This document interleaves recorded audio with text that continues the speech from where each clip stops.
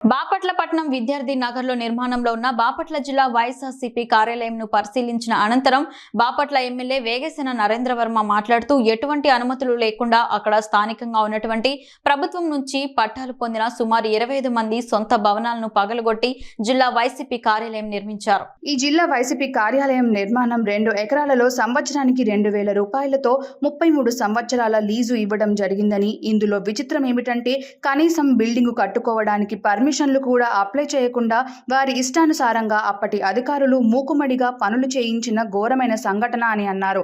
దీనిపై ప్రభుత్వ నిర్ణయం మేరకు కూల్చివేయటమా లేక ప్రభుత్వ కార్యాలయాలకు ఇవ్వడమా అనేది చట్టరీత్యా ముందు రోజుల్లో చర్య తీసుకుంటామని నరేంద్ర వర్మ అన్నారు. మీడియా మిత్రులందరికీ బాపట్ల తెలుగుదేశం పార్టీ తరఫున నమస్కారం తెలియజేస్తున్నా. గత కొద్ది రోజులుగా రాష్ట్రంలో వైసీపీ కార్యాలయాల గురించి చాలా విషయాలు వెలుగులోకి వచ్చాయి. ఇలా ఎన్నో కార్యాలయాలు 18 జిల్లాలో కార్యాలయాలు వైసీపీ కార్యాలయాలు నిర్మించారు. ఈ 1.5 నుంచి 2 ఎకరాల ల్యాండ్లు ప్రభుత్వ జీవో ప్రకారం తీసుకున్నారు. జిల్లా హెడ్ క్వార్టర్స్లో ఈ జీవో అమలయ్యే విధంగా అప్పట్లో తెలుగుదేశం ప్రభుత్వమే జీవో ఇచ్చింది. దాన్ని అనుసరించి ల్యాండ్ అలాట్మెంట్ ఈ జీవో తీసుకున్నారు. ఆ జీవో ప్రకారం ముందుకెళ్ళారు. రకరకాల అనుమతులతో, స్థానిక సంస్థల అనుమతులతో సామాన్య మానవుడు గవర్నమెంట్కి ఫీజులు చెల్లించి ఆఫీసు నిర్మాణం కానీ ఇల్లు నిర్మాణం కానీ కట్టుకునే ఈ ప్రజాస్వామ్య వ్యవస్థలో ప్రభుత్వం మనదే కదా, మనమే ప్రభుత్వం, పార్టీ మనదే, మాకు ఈ రూల్స్ వర్తించవు, నేను నియంత్రణ అంటూ అప్పట్లో గడిచిన వైసీపీ ప్రభుత్వంలో కనీసం అనుమతులు లేకుండా, అనుమతులకి దరఖాస్తులే చేయకుండా ఇంతంత ప్యాలెస్లు కట్టడం అనేది చాలా విచిత్రమైన పరిస్థితి. 1 కాదు 2 కాదు 18 జిల్లాల్లో కార్యాలయాలు. ఒక్క ప్రకాశం జిల్లాలో కార్యాలయానికి తప్పించి ఏ కార్యాలయానికి అనుమతులు లేవు, ప్రభుత్వానికి ఫీజు లేవు.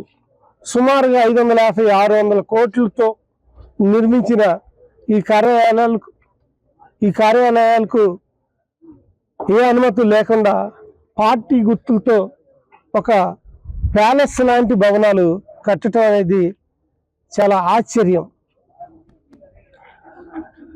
ప్రభుత్వ ఖజానానికి కొన్ని కోట్లు కొల్లగట్టిన అప్పటి ప్రభుత్వంలో ఉన్న ప్రజాప్రతినిధులు ఇప్పుడు ఈ పరిస్థితి ఏంటి అని మనం ఒక్కసారి ఆలోచిస్తే, ఇది ఆర్టీసీకి సంబంధించిన, బాపట్ల ఆర్టీసీకి సంబంధించిన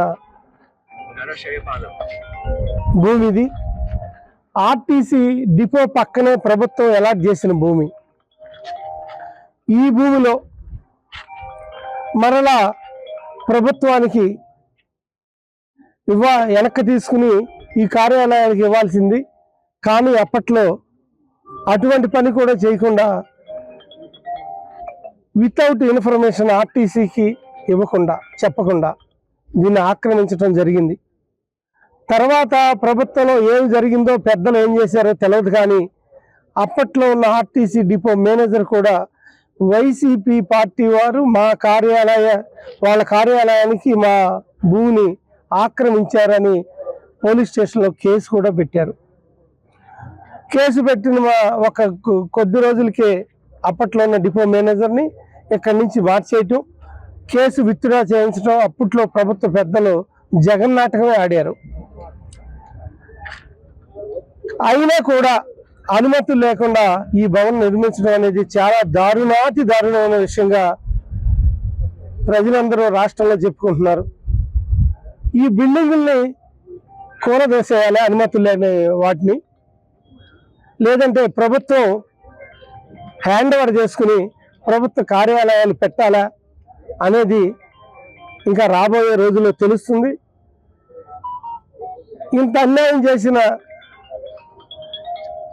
ఒకప్పటి వైసీపీ ప్రభుత్వాన్ని 10 మందికి తెలియజేయాలనే విషయంగా బాపట్ల తెలుగుదేశం పార్టీ తరపున మేమందరం కూడా ఇక్కడికి వచ్చాం. ఈ ప్రజాప్రతినిధులు ఏం చేశారో నిజంగా వాళ్ళకి తెలవాలి ఆ విషయం. మేము తెలుగుదేశం పార్టీ తరఫున దీన్ని పూర్తిగా ఖండిస్తున్నాం. ఈ భవనాల్ని కూల్చివేయటమా లేక ప్రభుత్వం ఆధీనం చేసుకుని ప్రభుత్వ ఆఫీసులు ఈ భవనాల్లో పెడతామా అనేది ప్రభుత్వంలో ఉన్న అధికారులు నిర్ణయించాలి. ఏదైతే చట్ట ప్రకారం కోర్టు లా ప్రకారం దీన్ని ముందుకు తీసుకెళ్లే విధంగా ఉండాలని మేము ముందుకెళ్తున్నాం. అందులో భాగంగా ఈ బిల్డింగ్ పరిశీలన నిమిత్తం ఇక్కడ రావటం, మమ్మల్ని చూసి ఇక్కడ వాచ్మెన్ తాళాలు వేసుకుని పరుగులు తీయటం జరిగింది. ప్రతి పరిశీలిద్దామంటే ప్రతి తలుపులు వేసున్నాయి, తాళాలు వేసున్నాయి. ఇటువంటి పరిస్థితుల్లో మేము చాలా మర్యాదగా బయట నుంచి పరిశీలించి ఈరోజు వెళ్ళిపోతున్నాం. కానీ మరలా వస్తాం. తొందరలో ఆ తలుపులు ఓపెన్ చేస్తే ప్రభుత్వ అధికారులు కూడా తీసుకొచ్చి దీని మీద ఏమి యాక్షన్ తీసుకుంటారో అని మేము అడుగుతాం. అలాగే ఎవరైతే ఈ బిల్డింగ్ కట్టారో వాళ్ళ పేరు మీద బాపట్ల మున్సిపల్ కమిషనర్ నుంచి నోటీసులు రావటం, ఆ నోటీసులు అందించడం కూడా జరిగింది. సమాధానం చెప్పేవాడు లేడు. దీనికి ఒక తల్లి తండ్రి కూడా ఎవరు ఉన్నారంటే ఎవరు లేరనే తెలియజేస్తున్నా. ఇటువంటి పరిస్థితుల్లో ఈ బిల్డింగ్ని అతి తొందరలోనే హ్యాండ్ ఓవర్ చేసుకోవటం జరుగుతుందని తెలియజేస్తున్నా. ఇటువంటి ప్రభుత్వ సంస్థల నుంచి, ప్రభుత్వ అధికారుల నుంచి వీళ్ళకి గట్టి దెబ్బ ఎదురు కాబోతుంది. ప్రజల ఆకాంక్షల మీద, ప్రజాస్వామ్యం మీద, అలాగే రాజ్యాంగం మీద కూడా ఏమాత్రం క్రమశిక్షణ లేని